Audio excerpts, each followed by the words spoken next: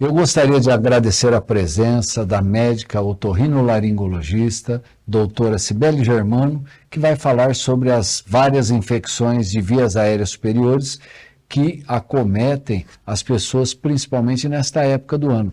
Tempo mais seco, um pouco mais frio, são as amidalites, otites, faringites, as rinites, tudo as ites, aí a doutora vai falar e explicar para a gente um pouco mais sobre esse assunto.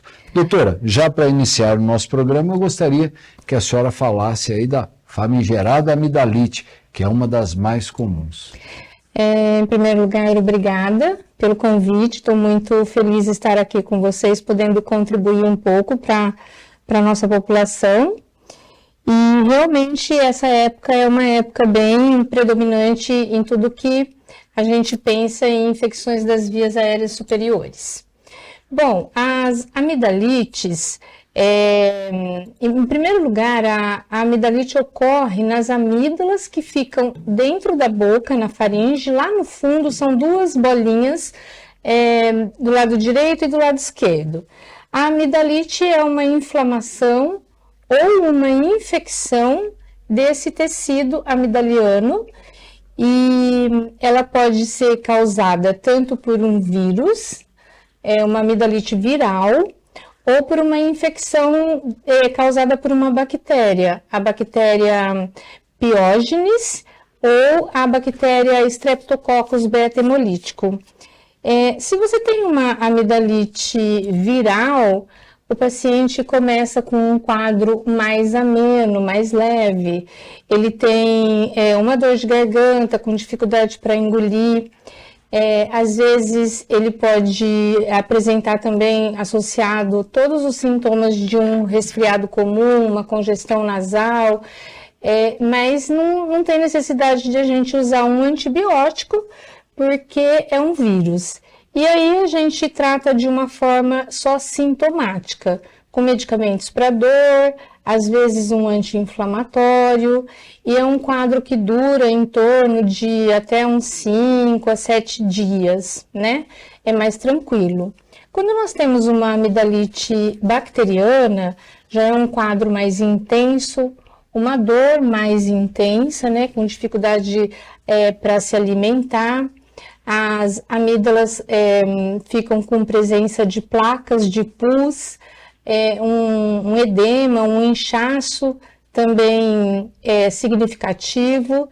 E nesse caso, além de a gente dar os medicamentos sintomáticos para melhorar a dor, a gente também tem que entrar com um antibiótico, né? Mas é sempre bom procurar um médico para estar fazendo essa avaliação e a diferenciação desse quadro. Doutora, quando indicar uma cirurgia, uma amidalectomia? Antigamente fazia muitas cirurgias de amígdalas, hoje parece que faz menos. Quando indicar essa cirurgia?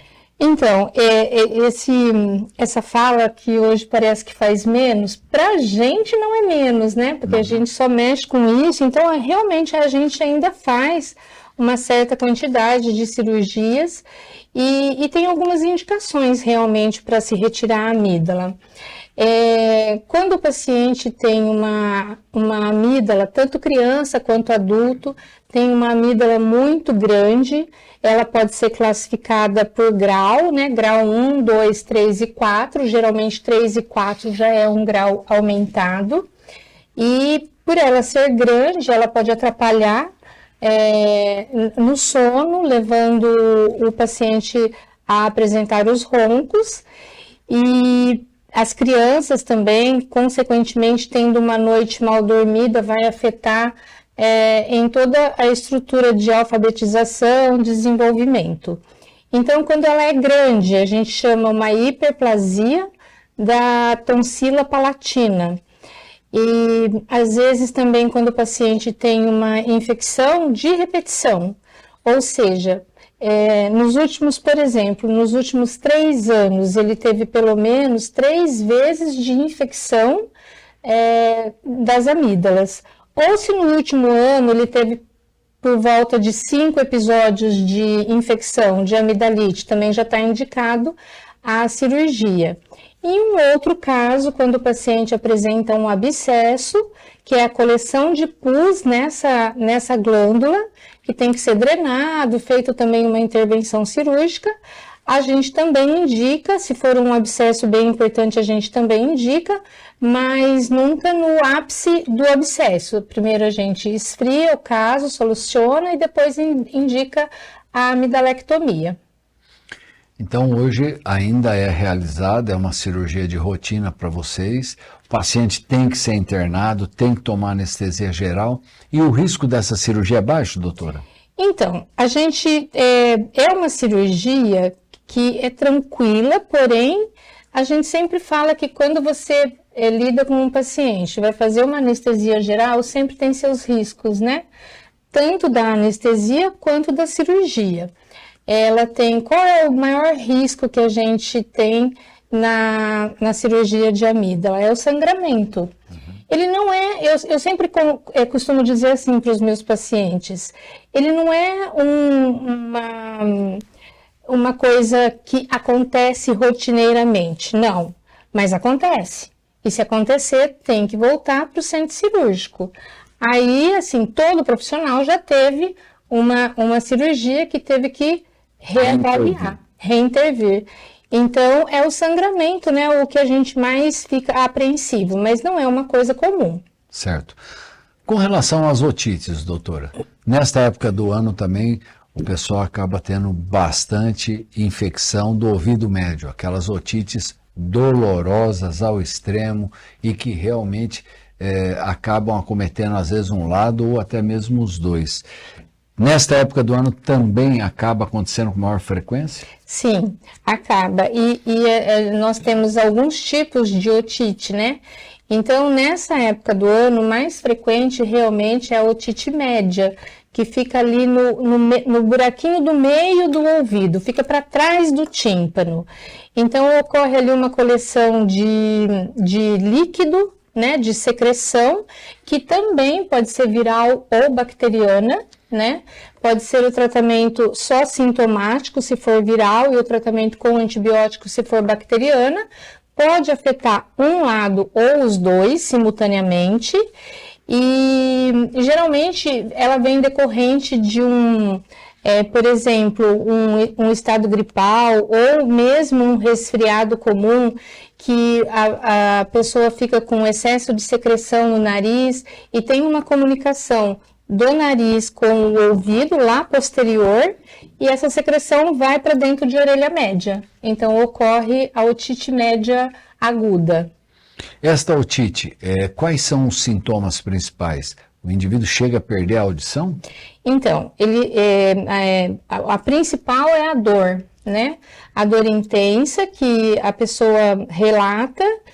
Tem uma reclamação também de que fica com o ouvido tampado, porque tem a secreção lá no meio do ouvido, então não tem como passar o som.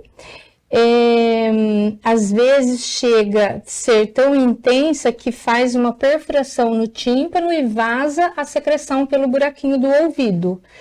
E pode ter febre também associado.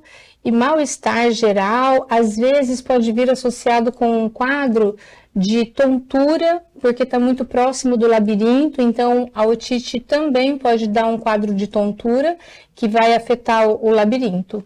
Certo.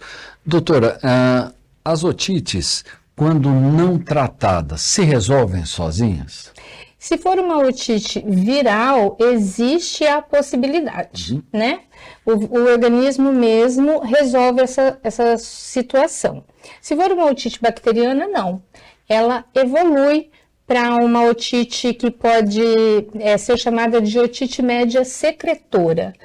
E essa otite média secretora fica tipo um catarro meio colento na região do ouvido médio, que pode dificultar, nas crianças principalmente, dificulta o aprendizado, a alfabetização, então pode levar a um déficit de atenção, né? E em casos mais graves ainda, ela evolui para uma otite média crônica, onde essa secreção vai se instalar no osso do ouvido, que é a mastoide. Aí já é mais importante e também tem que intervir uma cirurgia para recuperação. O diagnóstico é eminentemente clínico, a senhora através do exame consegue ver isto? Tem algumas pessoas que são mais propensas a ter essas otites, aquelas que se expõem muito à piscina, têm maior chance de ter? As pessoas que têm a maior chance de ter são as pessoas, principalmente, que têm um processo de rinite alérgica, né? E aí fica um muco no nariz, essa rinite se desencadeia por qualquer processo, ácaro, mudança de tempo e ocorre a otite. Quando o paciente chega no consultório com a queixa de dor, de ouvido entupido, e você vai fazer a inspeção do ouvido com o otoscópio, já é bem comum para a gente isso, né? Então, a membrana timpânica fica de uma coloração diferente, fica de uma coloração avermelhada, que a gente fala hiperemia, às vezes tem umas que ficam abauladas, né? E é uma infecção que dá para a gente fazer o diagnóstico clínico mesmo, no exame físico. Certo. Mas existem alguns outros tipos de otite, por exemplo, essa otite secretora, que é decorrente de várias vezes otite, que às vezes a gente precisa solicitar um exame que chama audiometria com impedanciometria, que é um exame tranquilo também realizado no consultório. Certo. E com relação às sinusites, doutora? Sinusite também é uma coisa bastante comum e a gente vê algumas pessoas sendo acometidas frequentemente aí desta doença. Também nesta época do ano acaba tendo um número muito maior. Sim. A sinusite, então, é uma inflamação dos seios da face, né? De todos os seios paranasais. E ela pode... É comum nessa época, justamente pela mudança de tempo, pelo clima, né, o choque térmico, de noite frio, aí de dia calor, então é bem comum.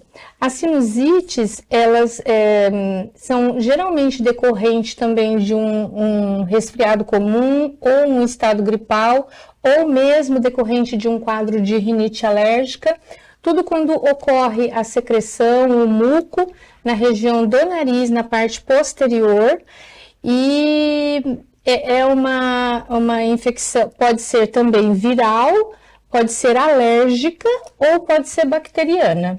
E aí a gente vai ter a diferenciação conforme a causa no tratamento.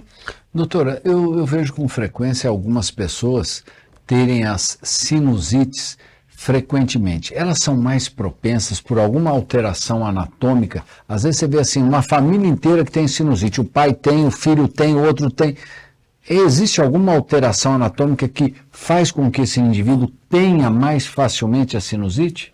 Em primeiro lugar, assim, o que ganha de tudo é o quadro de rinite alérgica, certo, né? E a rinite alérgica, ela é um quadro hereditário. Se o pai ou a mãe tem, alguém da família tem muita facilidade do filho nascer alérgico. Então, isso já é um fator desencadeante desse quadro. E outra causa também pode ser a alteração anatômica do desvio de septo. Então, se você tem um desvio de septo, e você tem um quadro de sinusite de repetição, essa pode ser a causa. E normalmente, quem tem um desvio de septo sempre tem um quadrinho alérgico, né? Então, é essa associação que leva esse quadro de sinusites de repetição. Daí fica a família inteira com esse quadro.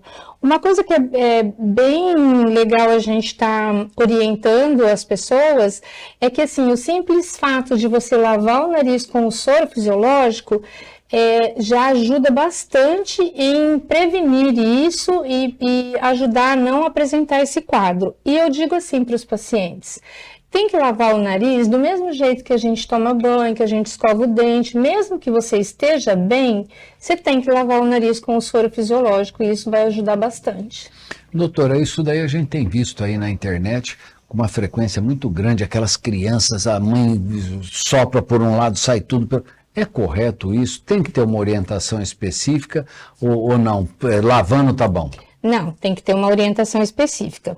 Esse hábito de lavar o nariz com o soro, eu já tenho há muito tempo com todos os meus pacientes, mesmo antes de surgir tudo isso na internet. E não era tão difundido, então não tinha tantos problemas, né? Agora os pacientes os pais ficam até desorientados, porque chega num pronto atendimento, o pediatra fala, não, para de lavar porque isso vai dar uma otite. Então, na verdade, tem que ter uma orientação do profissional para te falar como faz essa lavagem. Eu explico para o meu paciente, eu faço nele, peço para ele fazer. Porque se você fizer de uma forma correta, isso é fundamental. Aí, se você faz de qualquer forma, ou assim, a forma que você acha que está descrito lá na internet, realmente pode ocasionar os problemas de principalmente a otite. E essas sinusites, você trata de que maneira? Descongestionante, antibiótico, como que é? Em primeiro lugar, assim, tem que ter um descongestionante nasal, porque isso traz um alívio muito grande para o paciente. Eu, particularmente, gosto de descongestionante nasal por comprimidos. Eu não gosto daquelas gotas maravilhosas que deixam as pessoas viciadas, porque a gente pode usar isso, mas no máximo até 5 dias por dia. Por dia. 5 vezes por dia. Desculpa, você está no período da sinusite, 5 dias nesse período. Certo. Você não pode ultrapassar 5 dias, porque senão você vicia nela, né? E aí, então eu particularmente gosto de descongestionante via oral. Associo também a lavagem, tem também um spray nasal que a gente chama de corticoide nasal. Esse também com a orientação médica é muito bem-vindo, né? E aí a diferenciação é que se ela for viral é só com esses sintomáticos mesmo, se ela for bacteriana, onde ocorre presença de secreção amarelada, esverdeada, mais espessa, num período já a partir de 10 dias, então aí a gente tem que entrar com um antibiótico. Legal. E com relação às rinites, doutora, essas eu acho que são as mais comuns. Sim. A rinite, é óbvio que no inverno piora muito, mas o ano inteiro a gente vê o pessoal com rinite, né? O ano inteiro, isso é sazonal mesmo. Então, a rinite, ela, assim, o que ganha muito é as que são desencadeadas por ácaro, por pólen, por mofo, né? E até pelos de animais, por produtos químicos, mas a rinite é o que ganha em todas as questões de doenças das vias aéreas superiores. Certo. E a maioria delas é alérgica mesmo? A maioria é alérgica. Temos também uma rinite, que é essa que eu gosto de frisar bastante, que é a rinite medicamentosa. Então, aquelas gotinhas que eu falo que são os vasoconstritores, que coloca no nariz e vende assim, adoidado, sem receita médica, você se engana. Então, você pinga a gotinha no nariz, abre, mas conforme você vai usando, isso dá um efeito rebote. E pode causar uma rinite medicamentosa. Sim. Mas a grande maioria que nós temos são as rinites alérgicas. Como tratar isso? Sempre com lavagem das vias nasais e tem que usar um antialérgico via oral? Tem casos em que a gente, todas as vezes, é a lavagem mesmo, com o soro fisiológico. Às vezes o paciente fala assim, mas eu lavo e eu não sinto nada. Mas não é para sentir mesmo, é mesmo para fazer a limpeza da mucosa. E aí a gente tem os antialérgicos, né, que são os comprimidos, xaropes, e temos esses corticoides nasais, que com a indicação ele é muito bem-vindo, ajuda muito mesmo. Certo. Doutora, eu acho que nós falamos aí de uma maneira bem clara, bem tranquila, de tudo essas rinite, amidalite, sinusite, otite, todas elas. Mas eu gostaria que a senhora deixasse uma mensagem para o nosso telespectador, porque, na verdade, de médico e louco, todo brasileiro tem um pouco, e escuta do vizinho, da comadre e acaba se automedicando. Então assim, nessa época que nós estamos, tem uma coisa que eu gosto bem de diferenciar para os pacientes sobre resfriado comum e gripe. Qual a diferença, né? E falar para os pacientes que sempre quando você tiver apresentar alguma coisa, procure um médico, porque nunca fique em casa aguardando, esperando acontecer para depois ir para o médico. Então, resfriado comum são os vírus mais tranquilos, que nem o rinovírus, né? E você vai fazer toda a sua medicação sintomática, mas tem umas medicações que a gente indica logo nas primeiras 48 horas, que são os antivirais, que eu gosto de usar bastante, e a gente sabe que dá certo. Então, corta aí pela metade aí a continuidade desse resfriado comum. E a gripe já é um quadro mais extenso, que vai de 7 a 10 dias, que pode agora estar acontecendo muito influenza, né? Principalmente o influenza A, que daí tem que tomar uma medicação que chama Tamiflu, mas isso com orientação médica, porque vai ajudar bastante. Então, a mensagem que eu deixo é assim: nunca se automedique, não faça as coisas por si próprio, não vá no balcão de uma farmácia solicitar uma medicação, procure um pronto-socorro, uma UPA, para que seja orientado por um profissional. Aí você vai estar mais garantido. Sem dúvida nenhuma. Eu gostaria de agradecer a presença da doutora Cibele aqui no nosso estúdio, gostaria de agradecer ao nosso telespectador e convidá-los para que na semana que vem estejamos juntos aqui para mais um Prever Saúde. Tchau!